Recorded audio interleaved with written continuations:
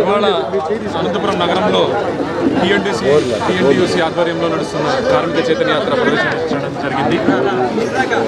TNTUC ఆధ్వర్యంలో గత కొద్ది రోజులుగా దాదాపు 70-75 చిత్రకారులు విజిట్ చేసి ఇవాళ అనంతపురం రావడం జరిగింది.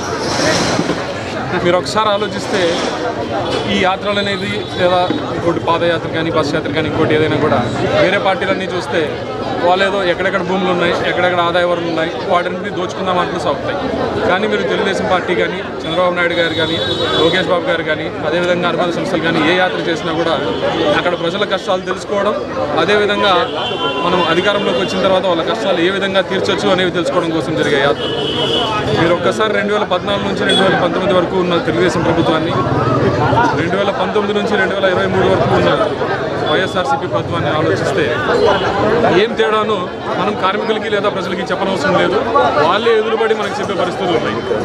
ఆయన అనుకోవచ్చు కేవలం 100 ఇల్లే కదా, కేవలం 200 ఇల్లే కదా, ఎన్టీఆర్ హౌసింగ్ కానీ ఇంకోటి కానీ క్యాన్సిల్ చేసేద్దాం, అది ఇది. కేవలం మా కుటుంబ సభ్యులు మాత్రమే కాదు, ఆ ఇంటి వల్ల వచ్చే ప్రయోజనం పొందే ఆ 100 మందే కాదు, దాని వెనుకలు ఉన్న 1000 మంది కార్మికుల కష్టాలు కూడా మీరంతా చెవిచూడవలసి వస్తుంది. మీరు తీసుకునే ఈ తుగ్లక్ నిర్ణయాల వల్ల ఎన్నో 1000 మంది, లక్షల మంది కష్టాన్ని ఆధారపడి బ్రతుకుతున్నటువంటి కార్మికులు వాళ్ళ పొట్ట కూడా నింపుకోలేకపోతున్నారు.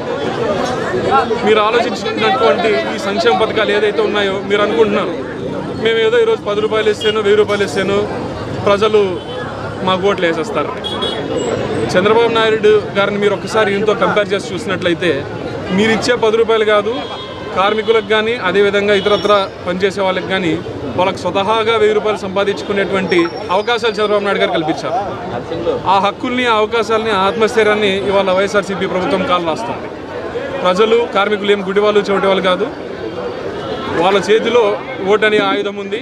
దానితో చంద్రబాబు నాయుడు గారికి ఓటు వేసి వైఎస్ఆర్సీపీ ప్రభుత్వానికి ఎక్కడ కొట్టాలో అక్కడ కొడతారు.